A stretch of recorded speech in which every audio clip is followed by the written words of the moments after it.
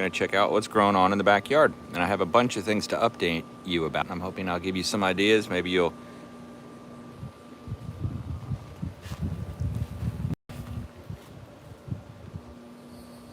one thing I recently noticed was my Persian Mulberry was hit by caterpillars. We have these little green caterpillars that get onto things, and check out what they did. I slept on it a little bit. Oh, there's a wasp. Little garden wasp. Good to see those guys around.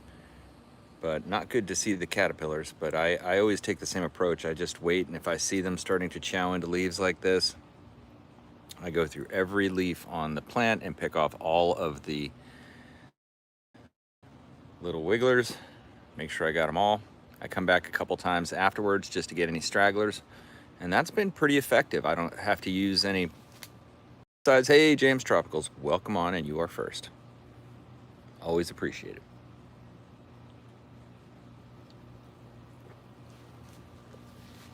So I think we solved the problem with the caterpillars on this for now. We had a similar kind of thing happen to the pigeon pea. And I think it might be the favorite thing of the chickens of all is to eat those little green worms. They just get incredibly excited. And recently took a lot of cuttings, so we'll go over and check out the grow table. The old soursop is definitely struggling, but surviving. I haven't really done much in the way of bunny manure on this thing just because it was so struggling. I didn't want to hit it with the manure right away. But I think now is the time. It definitely is not looking like you want it to look. All right, let's see. All right, well, everything is growing. This is a nice place to have a grow table, which is along the southern end of your yard. But you'll need a shade over it. But you know, most of the year it's going to be just shaded by the fence. If it's a 6-foot fence, I put this up about 4 feet. I don't have to bend over to get to anything, and I made it just out of basically recycled pieces of wood. Just why it looks the way it looks. Even a piece of bamboo, got off a bamboo clump that I have been growing in my yard. But it's a really effective way to grow plants is on an elevated grow table like this, and then you get 2 layers of growth. You also get, you know, all of this. And in this case, I've chosen to just put mostly ornamental things, like there to the right, all the way to the right is a Dracaena. Then there's a Plumeria, Frangipani. There's some dwarf Scheffalera growing in the background there. You can see tucked back in there, there's a Song of India Dracaena. There's one right down here. That'll add some color. It's just an interesting kind of ornamental thing. And of course, the sea grape. Sea grape is what I've used to grow over a shade covering, or else these plants would be fried. In fact, this part of the table, those plants do get much more sun. So it's nice to have 2 kind of environments, and then you get 2 levels to grow. So I like it. This is my junk pile. I think you probably need a place to have a junk pile, so to speak. And this would be a good place to give the surf report. It is going to be what they call around these parts gigantua waves here next week. I cannot wait to surf the good stuff. But yeah, these tamarins were all grown in one pot. You can see it's a cluster. I need to separate those. You can see I've got some vines growing now too. These are like a variegated type of vine. Well, welcome aboard, Camel. Good to not have to be at work. That's a Chinese tallow tree, which I like, but they're considered invasive in Florida.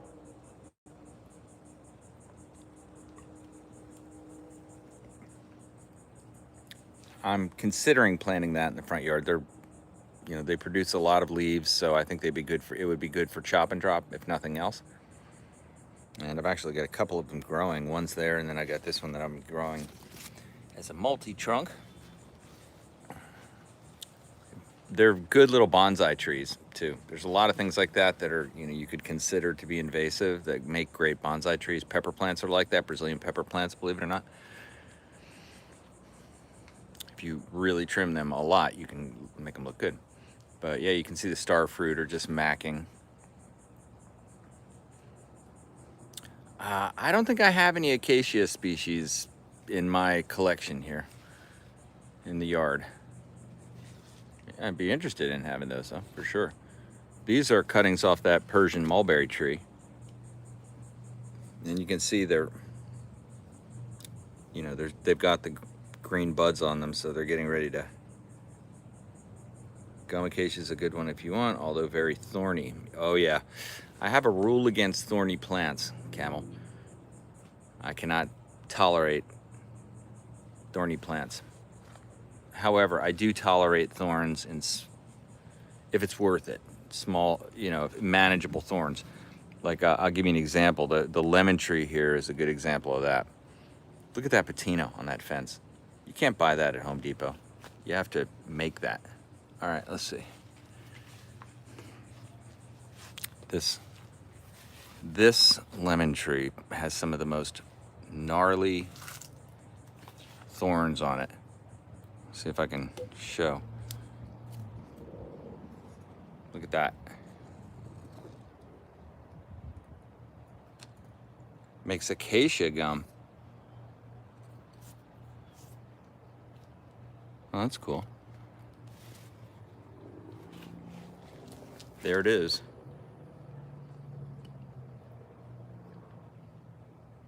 It's kind of interesting to have a lemon this size this time of year, I think. Although, this tree has been known to come to fruition, pickable fruit, probably around end of December, January. So now that I think about it, it is the right size. Didn't set a lot of fruit this year. Surprised about that because I did give it some bunny manure, but it really doesn't get the water it needs. And I did not give it much permaculture, so it didn't have the benefit of other plants. So it's kind of a remnant of a bygone era in this yard, which is where they, things grown without copious amounts of bunny manure and copious amounts of worm tea. And I believe once you get those two things going, you're going to have healthy plants everywhere. I keep looking at these banana pups that I transplanted. I'm hoping to get bumper crops of bananas all the time like I used to. Checking all the time on this fruit. We've got a Cavendish banana that's got some nice bananas on it. Getting ready to pick that soon, but more importantly are these Musa.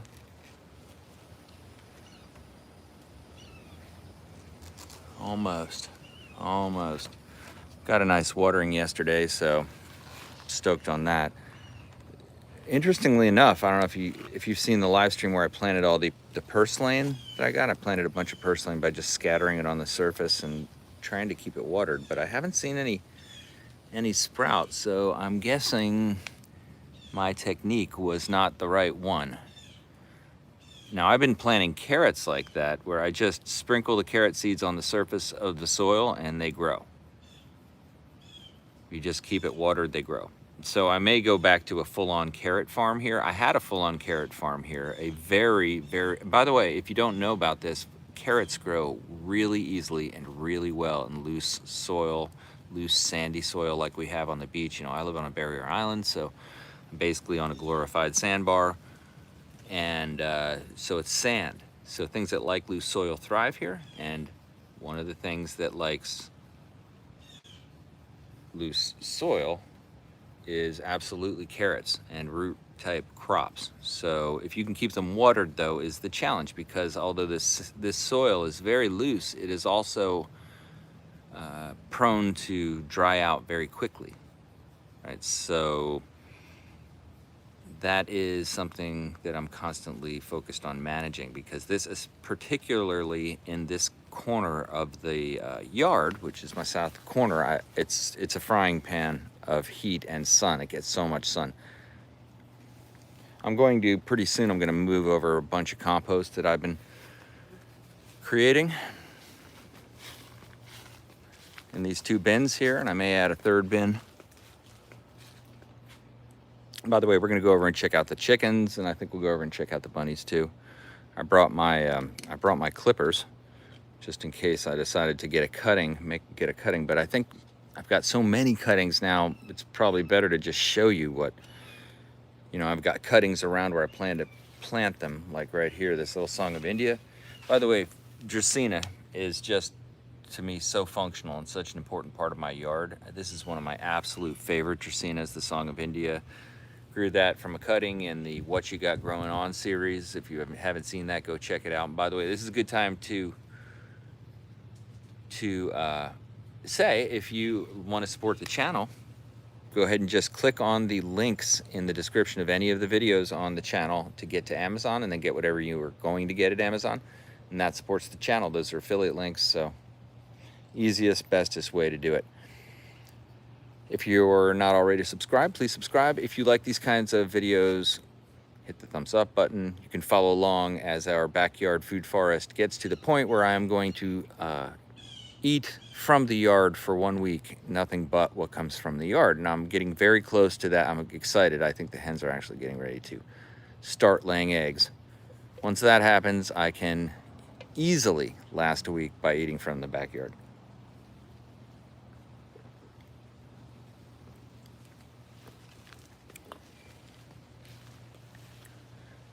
Yeah, so these mango leaves here,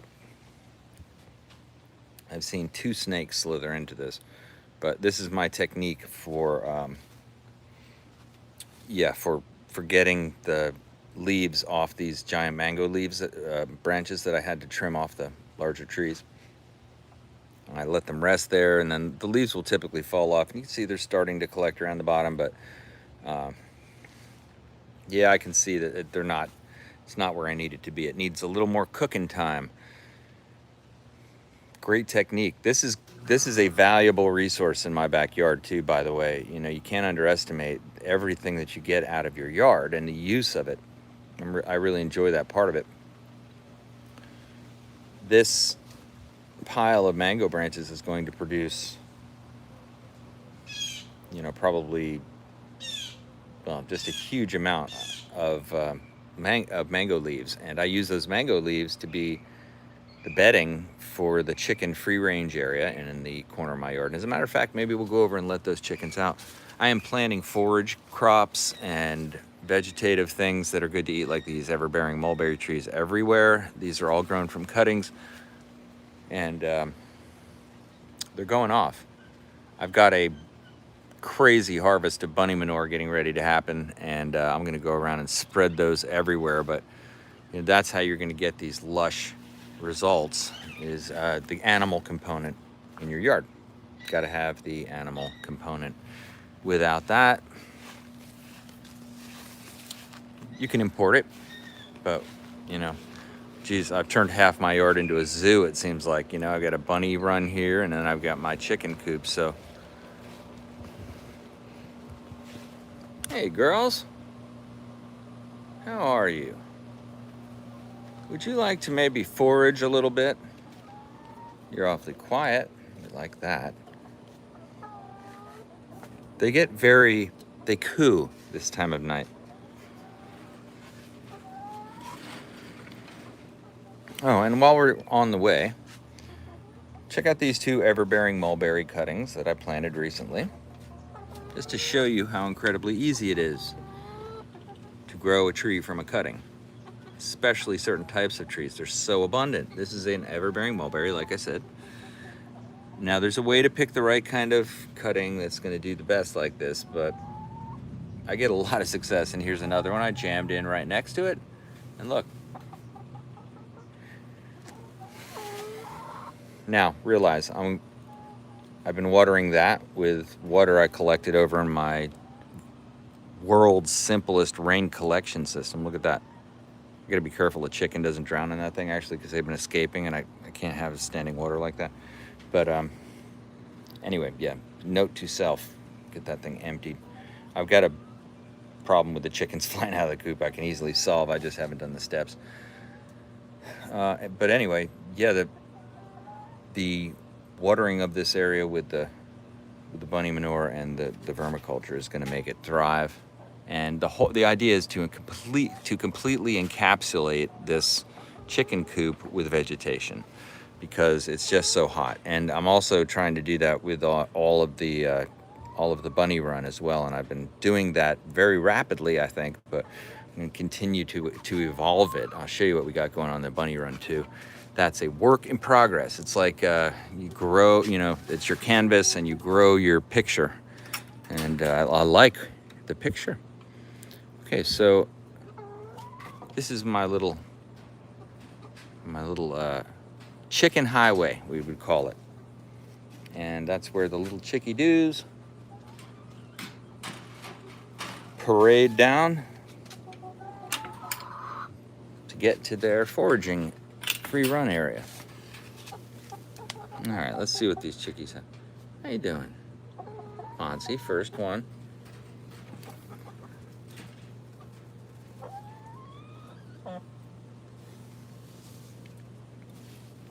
How you doing?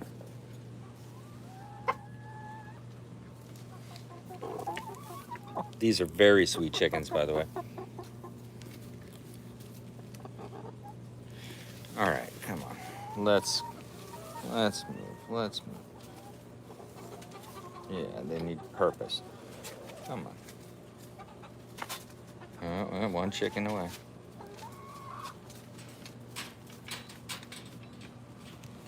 The problem I have with this run is that I've left a corner of it where they can escape to, and that's just my fault.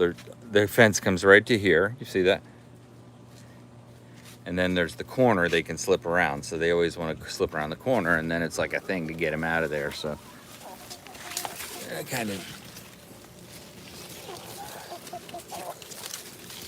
I just kind of nudge them gently with my foot in direction out, but they're pretty mellow.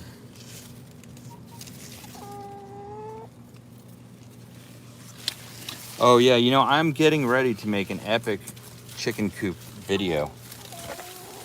I think that's what you're asking about. Thank you. Sorry, I'm distracted by trying to get these hens out of the back area. That's the way.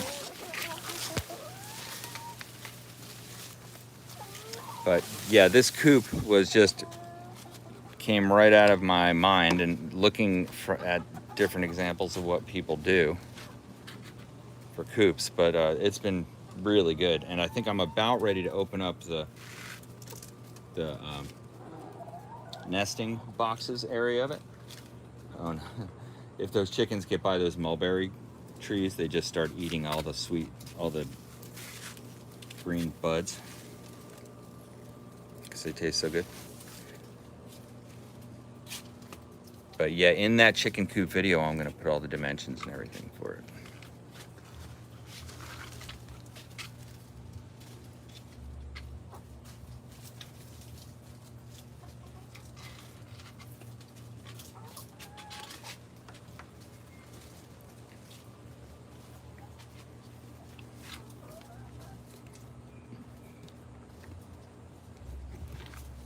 Getting a drink.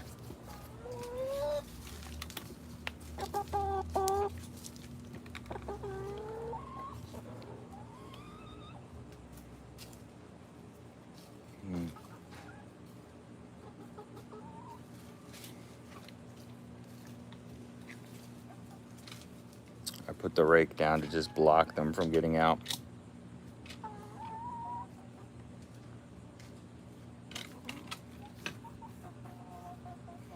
They think they're gonna get worms. That we always get them worms. So they're like, where are the worms? Whoops. Hold on. Oh, that's Chicken Joe. That is our prettiest chicken. Come here, Chicken Joe. Show the world how pretty you are. Oh, okay, Poncy. Come here. You chick chick. You chick chick. Come on, chick chick. Chicken Joe will come over. Can't resist. Maybe not.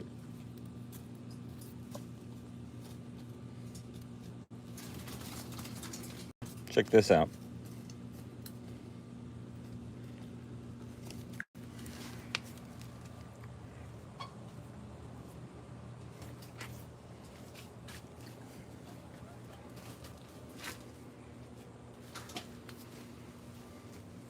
Now that's a roosting bar.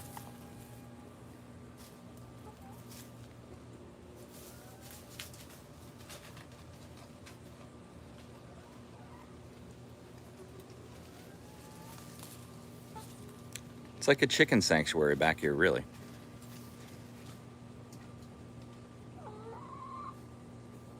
Two barred rock birds love to get up on that perch.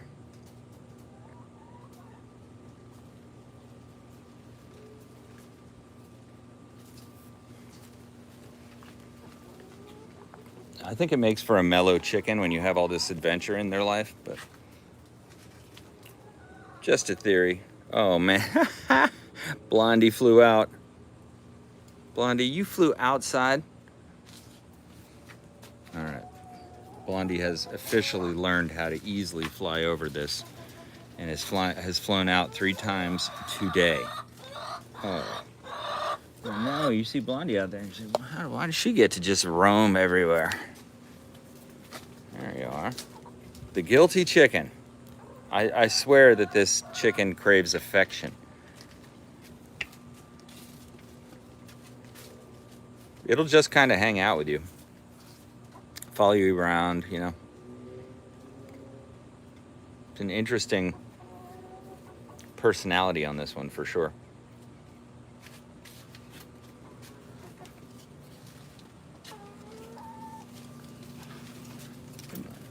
Yeah, there she is.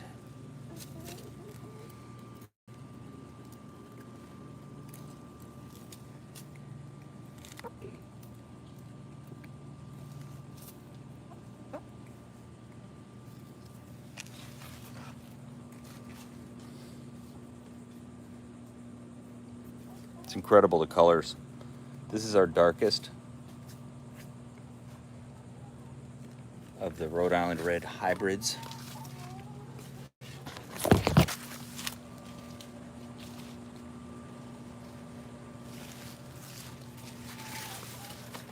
It's interesting. We initially, Blondie was jumping over and getting onto the worm farm, which is here. We've had to relocate. For a while that worked, but not for long. Then she learned how to get onto the wire part and then get onto here, so she could just easily get out anytime she wants now. Yeah, I'm surprised you're not digging around in that worm farm. If you only knew. Just beneath the surface. Oh, and by the way, those worms need to be fed. And there's nothing a worm likes to be fed more than an Amazon box. Brown cardboard. I just throw these boxes back here. It's cool. We've like completely transitioned over to like nearly 100% of our food waste gets recycled now. Nearly 100% of all the brown cardboard that we interact with gets recycled now. And by recycled, I mean eaten by my backyard.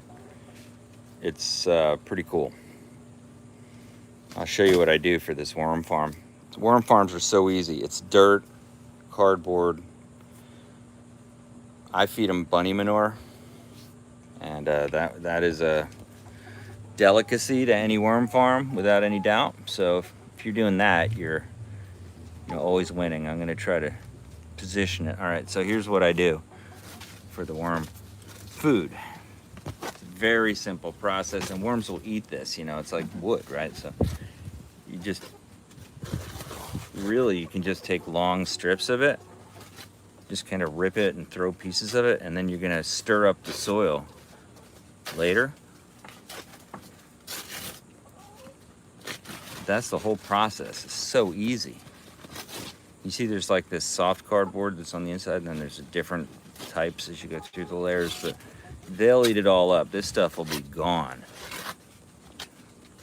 in no time. And you want to do this shredding of it, of course, when it's wet.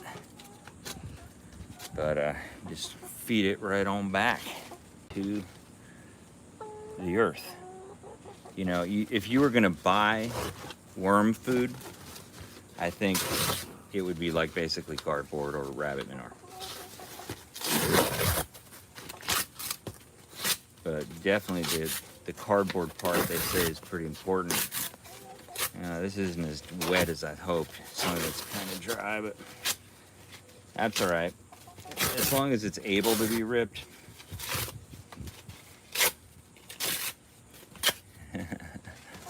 Yeah.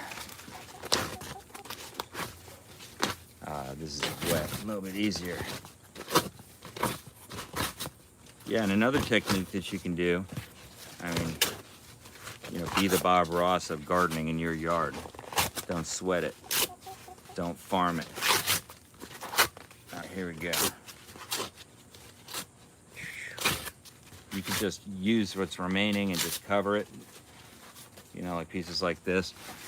And just use that to cover the top. The worms like that, they get underneath it. So there you go.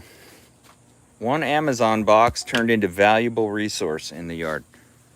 For sure. Now, I don't want to get my hands all dirty because I've got the phone, but now you can see we got some things in progress around here. You know what this is?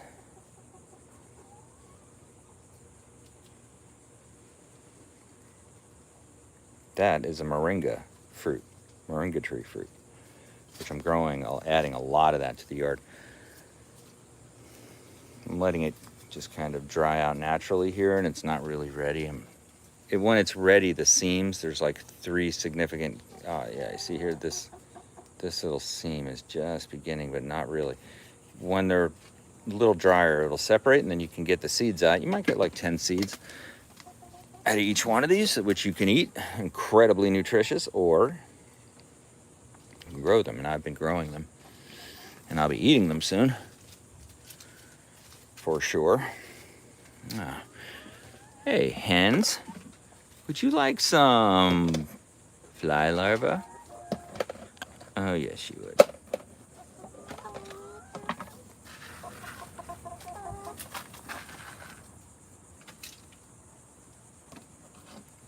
Happy hens. Grub Terra fly larvae.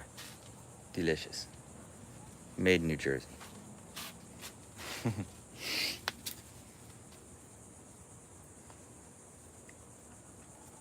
Yeah, those hens love the evening fly larva feast. It's a joy to behold.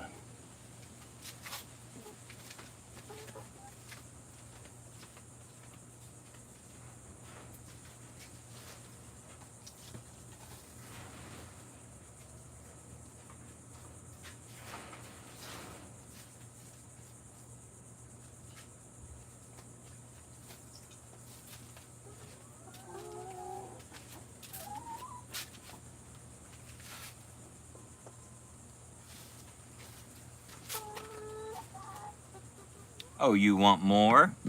You want more? How about a nice fresh fig leaf? Okay, I just decided we're gonna do the Pepsi challenge. We're gonna see what chickens like more, fig leaves or mulberry leaves. I'm gonna go pick some.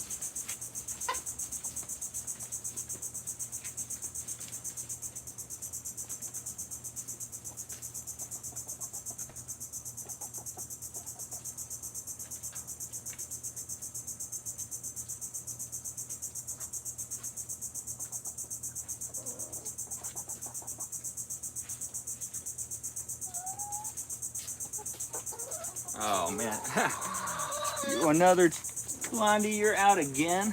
Holy moly. This chicken is a rebel. There you go, all right. So here we go. Here's the fig leaf. Oh look, they're trying to get it even now. It's the fig leaf, nice fresh fig leaf. This is a Persian mulberry leaf. It's gigantic, look at the size of that thing compared to my hand. Huge. Okay. Do you want some leaves? Would you like some leaves? Yes. All right, here we go.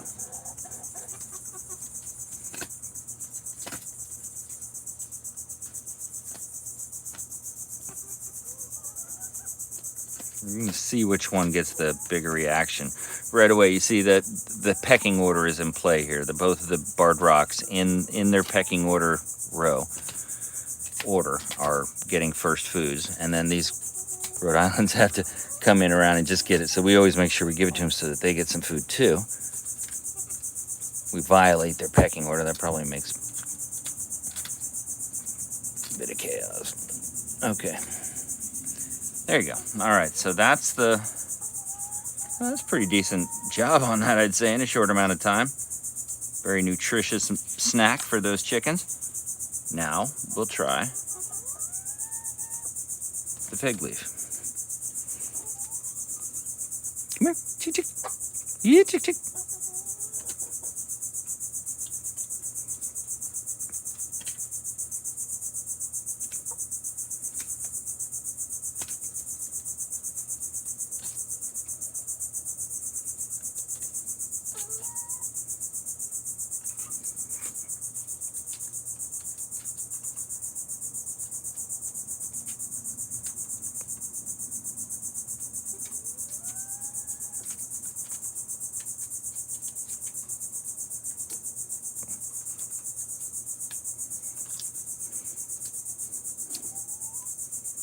Something very gratifying about feeding these chickens fig leaves.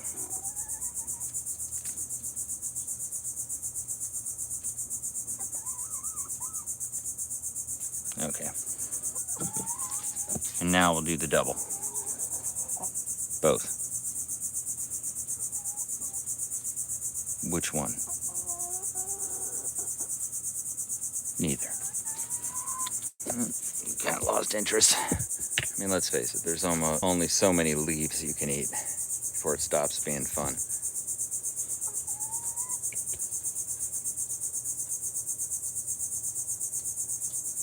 Yeah, so a very peaceful evening in Central Florida. So happy that the Category 4, Category 5 hurricane that's just buzzsawing up the central Atlantic is not going to hit Florida. That is a very good thing. So happy about that. And then we're also going to have the perfect track for the perfect hurricane surf scenario. So that's amazing as well. I don't travel for surf trips typically because it's such a hassle. Even though I've done quite a bit of it, I just wait for the conditions to be perfect here and then focus on it. And that's been a good method. I cannot wait. I'm sure Blondie's going to jump over this thing any minute again. Cannot wait to open up this doorway to plenty. We're going to be pulling over 1,200 eggs. Minimum amount will be 1,200 eggs a year out of this door. That to me is an incredible thing. And that is one of the many reasons we're spending so much time and focus on these sweet little hens,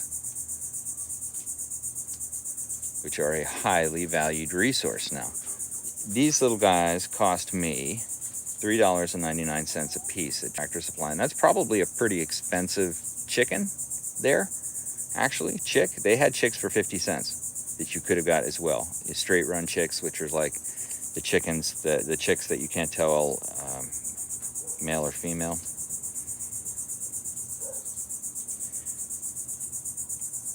But, we paid for I think they call them pullets there, but they're the chickens that you're high certainty that they're going to be female, they're going to be hens. Even so, we did get one rooster, but we gave him away to a local farm.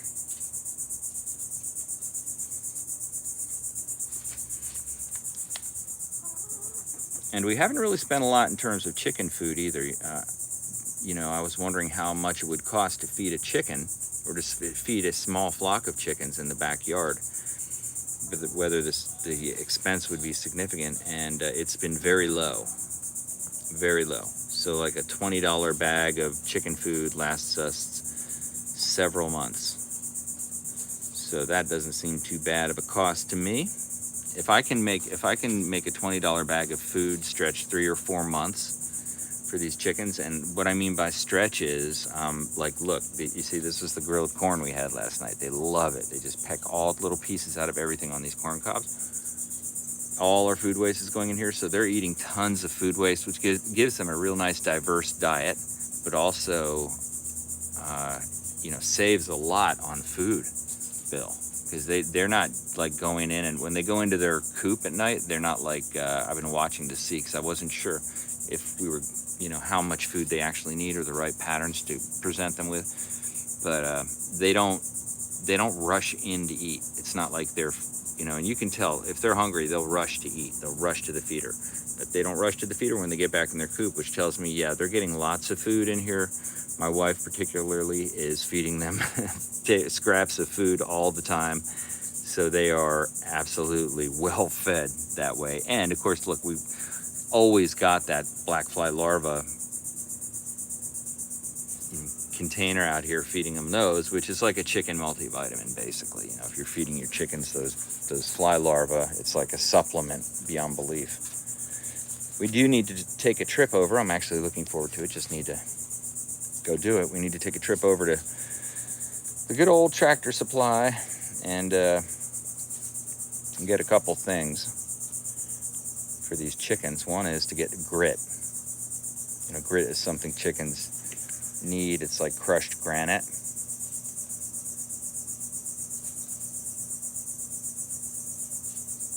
Yeah, your chicken's like the old fruit, any crushed fruit, anything. They'll eat just anything, I think. They eat bread, they eat like pizza. We had leftover pizza. They'll just eat it all. They're gonna eat every little bit and love it. Yeah, look at them here. And you know, the other thing is, these little bits of food scraps do draw in the rats. There's no doubt about that, you know, you do kind of invite that scenario, but we haven't had a problem so far. And if we do, my plan is to, you know, trap them with the manual traps at night. That would be the idea. But, you know, I've anticipated that issue. That's mice, rats. Oh yeah, I should do a video. James, you're right, man. I should do a video of feeding the chickens pizza, because these are without a doubt pizza chickens. We feed them hot dogs too. Sometimes, you know, you get like hot dogs, you get a leftover, get past the expiration date. It's Christmas morning for these chickens. To see how they react to eating a hot dog. They're pretty happy. And I gotta believe all those minerals and nutrients in hot dogs are gonna be good for them.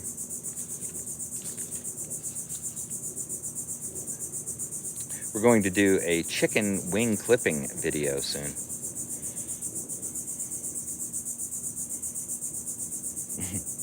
I had Jack practice on a couple of the feathers that had fallen out, you know, because they shed feathers, and practice cutting them. And we practice spreading their wings out. They're held all the time, so they're very comfortable. I don't think it's going to be actually much of a process to get it done. But that'll be interesting. First time clipping the wings of birds. James, have you done that? Have you clipped wings of chickens? Be interested to know. That's going to be fun. I don't know that it will prevent them from getting over this little enclosure here. What I'm going to do to mitigate this problem, they're flying up right over here every time. But I believe she could fly over anywhere along here if she wanted to. I'm just not sure she will. Yes, anyway, I'm going to put another layer of animal wire along here.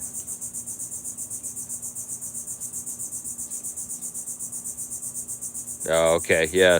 They're turned into table fare before they get to the wing clipping size. Yeah, I think these birds are at the wing clipping size. I'm not confident it's going to prevent them from jumping over this 3-foot fence, but we'll see. I almost want to just clip one of their wings and see how it goes. Just try clip. I thought maybe I could try a little experiment. I would do just hardware cloth, animal cage wire across this span, so they're typically flying out here, to prevent that. And then I could clip the wings of just Blondie. See if that stops their flyover tendency. Look, she's thinking about it right now.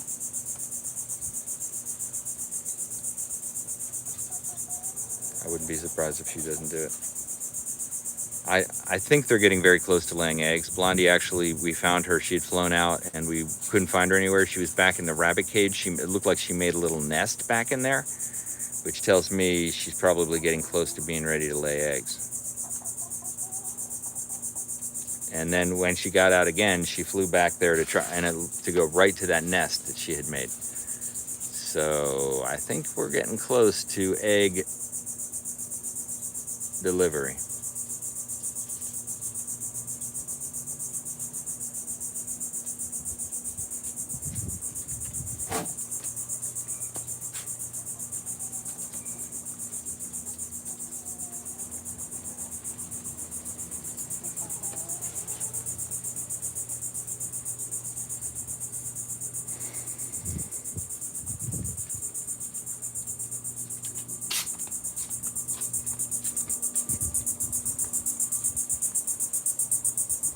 Nice. All 3 moringas are doing well. This is going to be really nice once it grows in. This old tree fort's kind of like a family heirloom. All my kids have played in it over the years up in the mango tree. And we have these moringa trees growing now at the base. They're planted commercially kind of size, every foot apart, which you can do with moringas. And it's just going to fill in this whole area and produce a lot of shade, which is going to be nice. We're going to keep them heavily trimmed.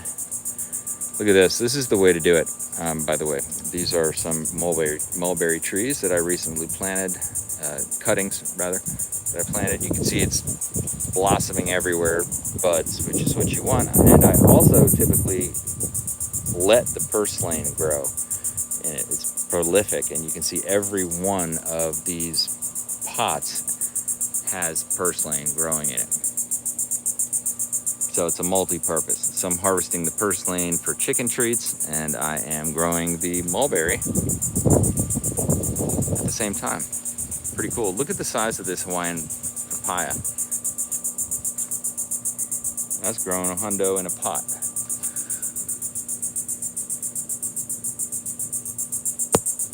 It's looking pretty good. That's a Hawaiian papaya. These are so easy to grow from seeds. That's definitely the kind of thing you could grow in a pot outdoors, even in a place that isn't as warm as Florida, and just bring it in when it's cold.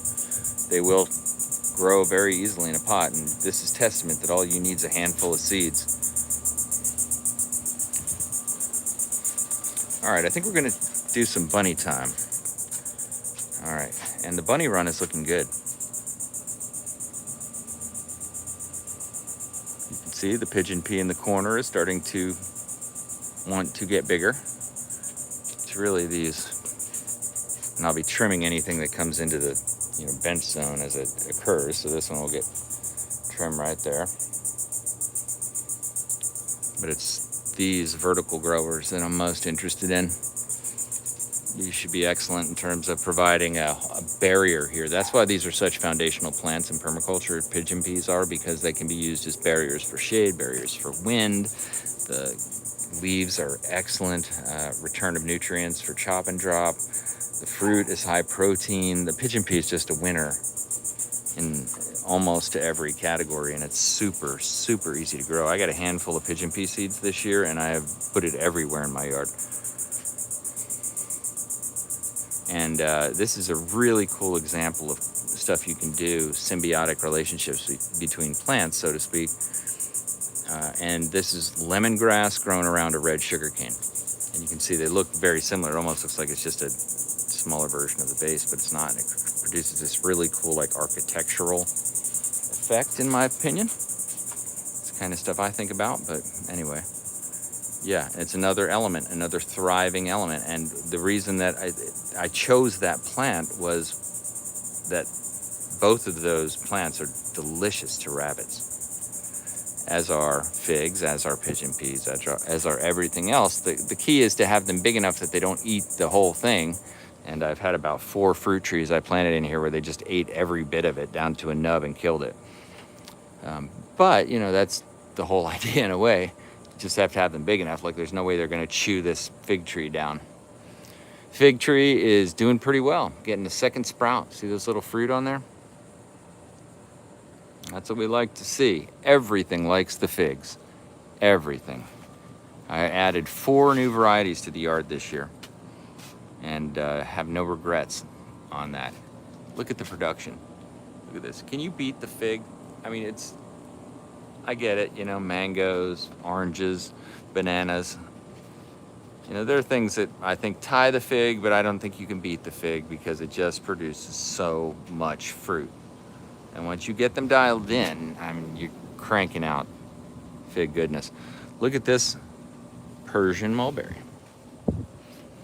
Again, another example of growing shade. You know, I'm growing this thing so that, and I've been bending it over so that it grows down this way as a shade thing. And I'll keep this tightly trimmed, but it'll actually grow into a shade cover for these rabbits, which right now, you know, we have to rely on. I put these are rain flaps that I use so that they, you know, if it rains, they don't get wet. But yeah, what I want to have, and I also have a tarp. It rained last night, but that's good also if it gets cold. But they love to get out and run around this time of night, so let's let one out. Any requests on which one to let out, Penelope or Thumper?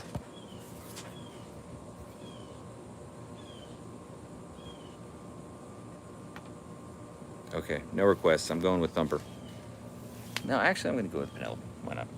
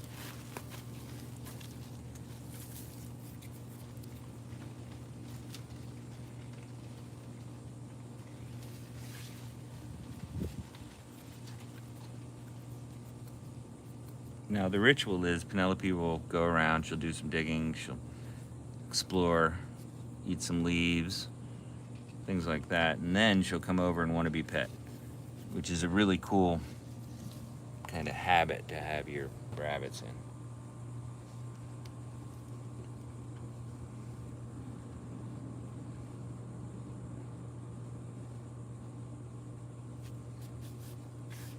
There she goes, first bite of lemongrass.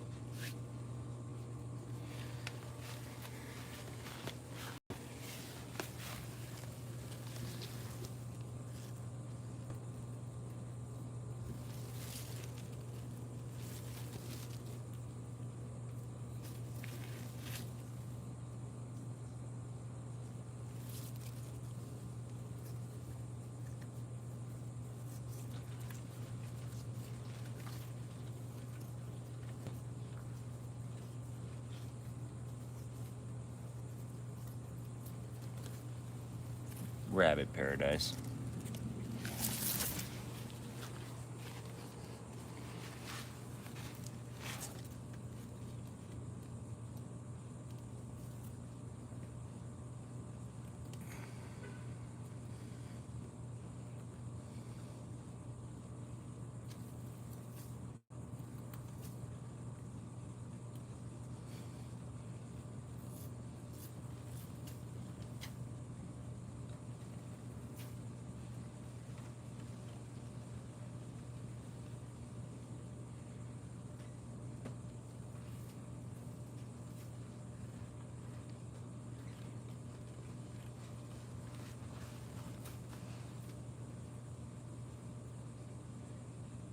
One thing is clear.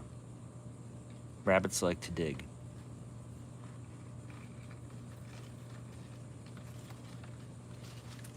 They like that tasty lemongrass root.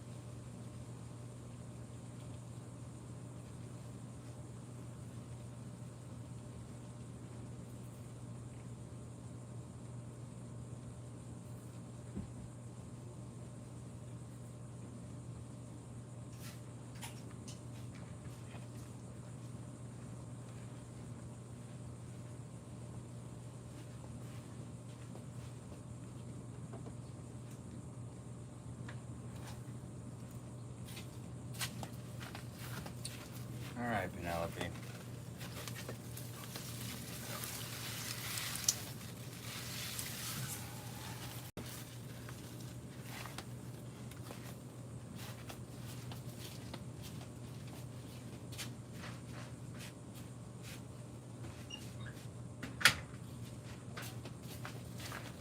Okay. Rabbit number 1.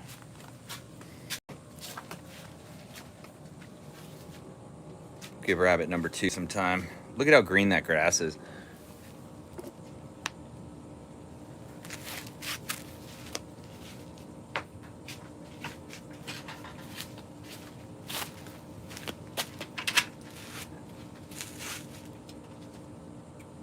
Okay, Thumper.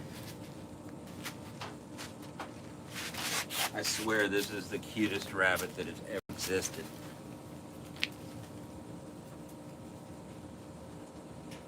Thumper.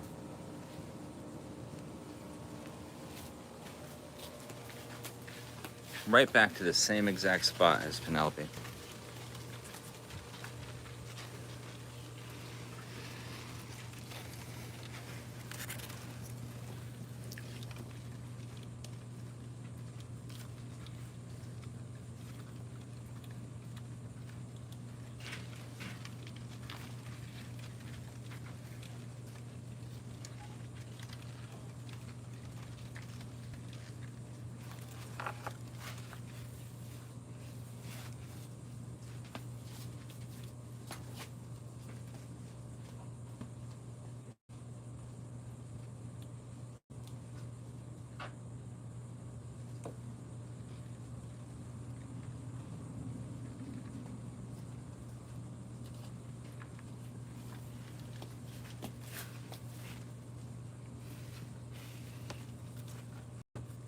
What are you doing, Thumbs?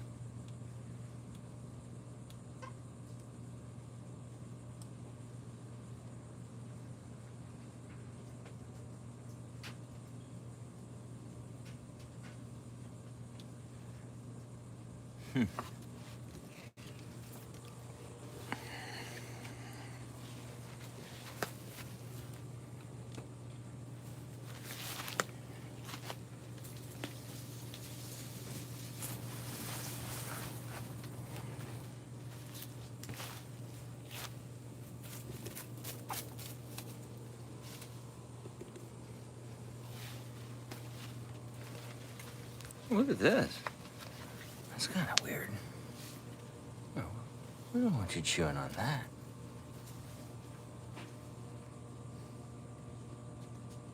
I'm gonna eat the grass.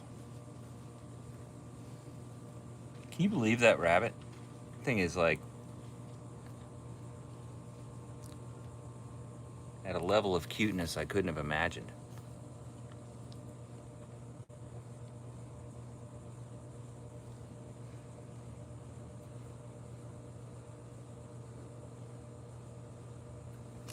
It is time to reap the manure benefits.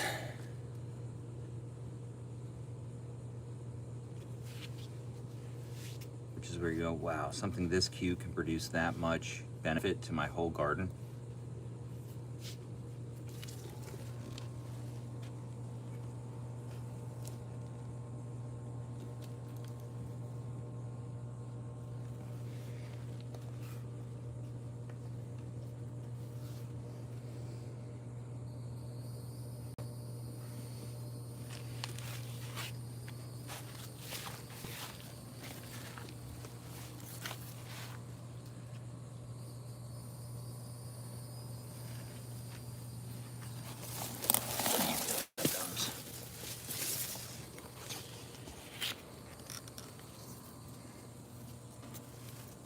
Uh-oh.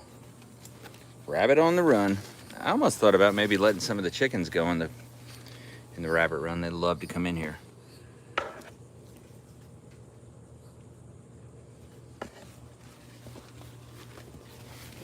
you what, Thumper.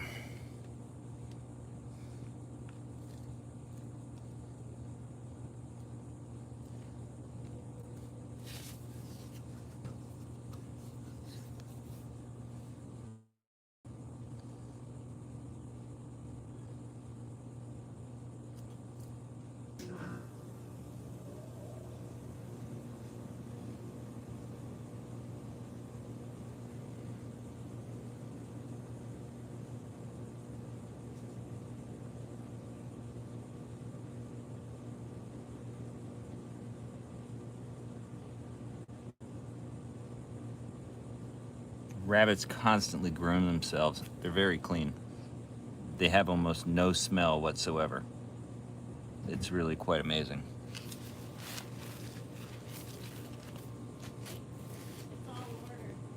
Okay, good.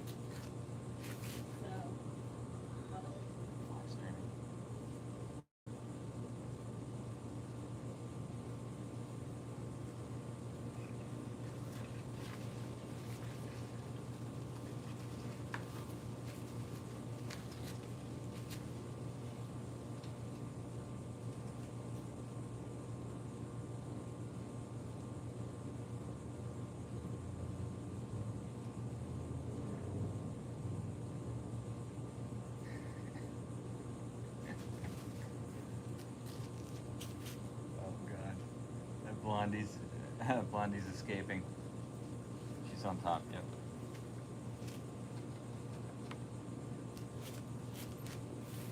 Well, while the rabbits do their thing in here, Blondie has just escaped from the coop again, meaning it's time to make the clip the wings video.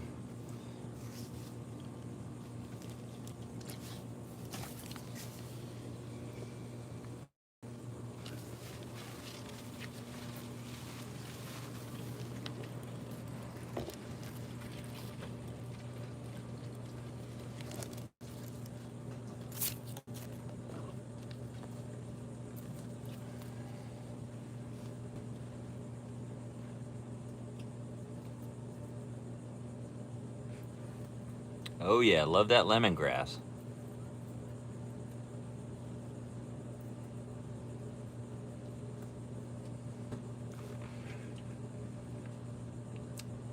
Go ahead and give a thumbs up if you think these bunnies have a good situation. Isn't that cool, the little cottontail?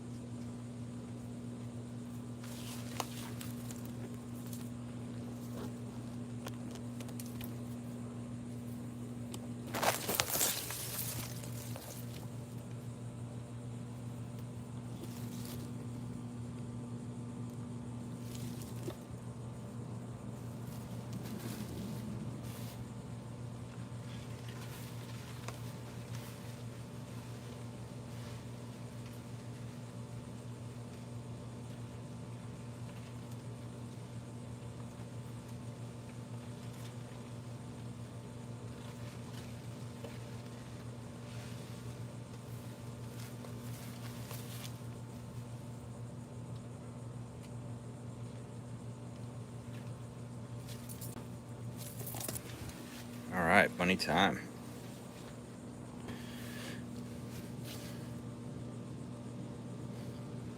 See if I can extract the rabbit.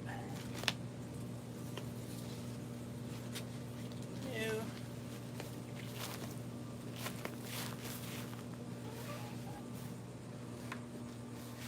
I don't think the rabbit wants to be extracted.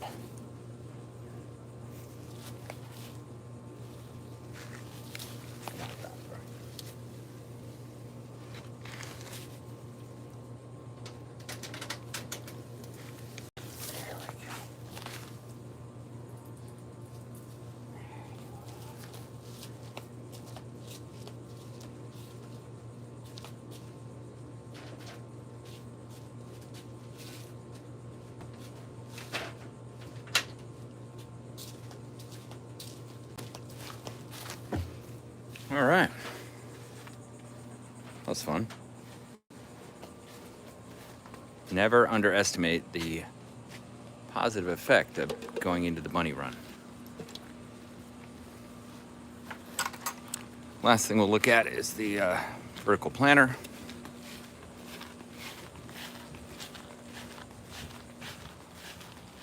And I've been adding pineapples steadily to this thing as I've been dehydrating like crazy. Especially the pineapples, which are incredible dehydrated. It's recommended to everybody. It's like just making candy, basically. Dehydrating pineapple strips. It's my favorite dried fruit beyond any doubt. But every pineapple we process, we put into this. And you can see I've got some other things growing in here. Like, look at this turnip. Isn't that cool? Man. Another one. You know, so we have some things growing in there that we're going to be harvesting. Like this.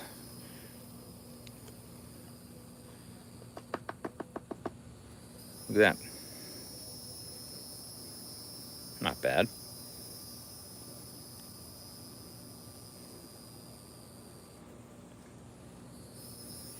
Not bad at all.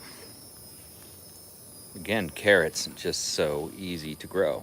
And I'm growing them in a crazy application, which is in this vertical planter. It's a tiny amount of soil, but it's nutrient packed soil.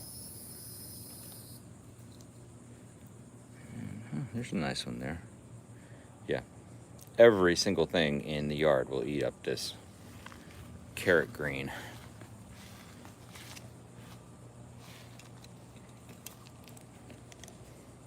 So we'll have to put it to good use. In the meantime, I'll just leave it on there.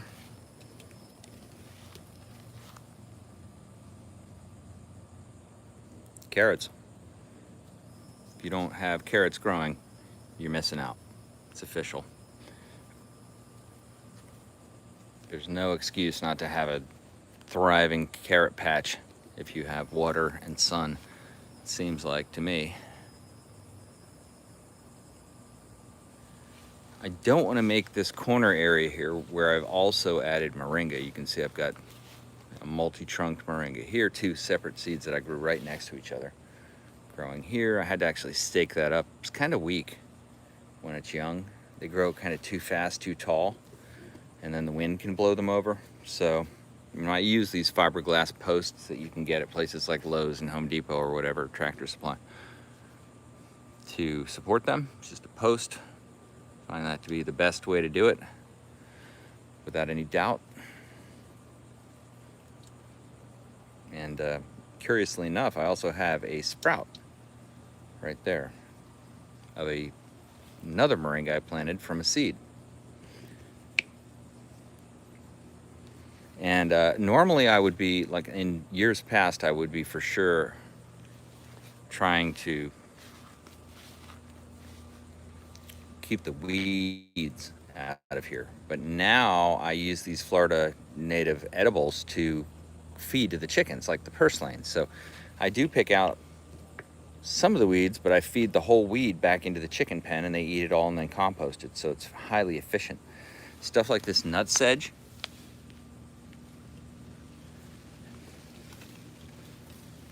a common thing considered a weed in Florida, it's a native edible, you know? It really is. I mean, look at that. That, looked at through the lens of permaculture, that is yield. That is yield right in front of your face, and you decide how you use it. Well, the bunnies flip out over nutsedge hay, fresh nutsedge. So this is a harvest now of high nutrient bunny food. How do I know it's high nutrient? Well, I've been feeding it with the nutrient, with the bunny manure, etc. So it's ready to go. Look at that.